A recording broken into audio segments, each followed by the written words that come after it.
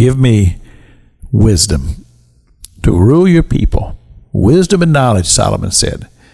And as I've said already this week on the broadcast, I believe God was smiling down on this young leader and his beginning days of his reign over Israel, and God's desire to bless Israel.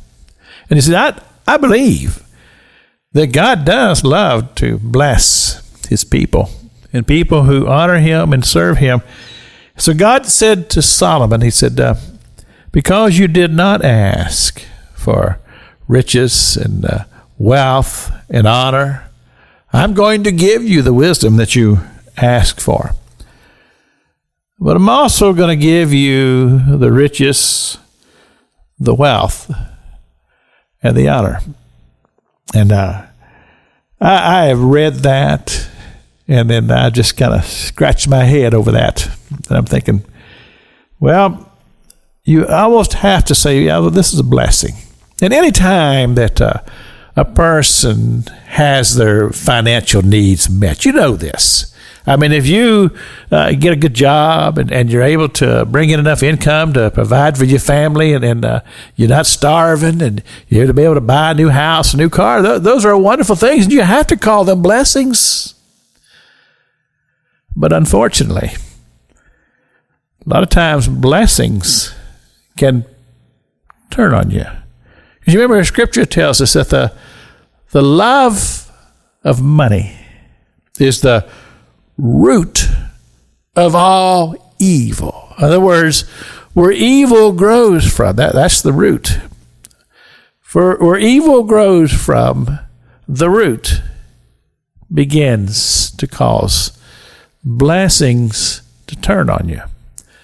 Because what happens is that when wealth and prosperity and honor and fame become a part of somebody's life, then it can easily take over a person's life. Because let's think about this for a moment. Somebody, they work every day. They go to work, their mind is occupied, they use their hands, they use their intellect, they do all these things, and then that takes care of life. Then all of a sudden, something happens. Maybe they win the lottery, and all of a sudden there's no more need to go out and make a living. They got time on their hands. See, this is the American dream, isn't it?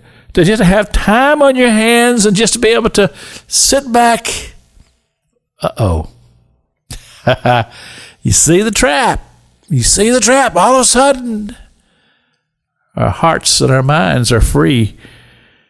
And a lot of times, this can become a time that can be very, very dangerous in a person's life, especially if they are not seeking the spiritual covering. In other words, God becomes second in their life, or maybe third, or maybe fourth.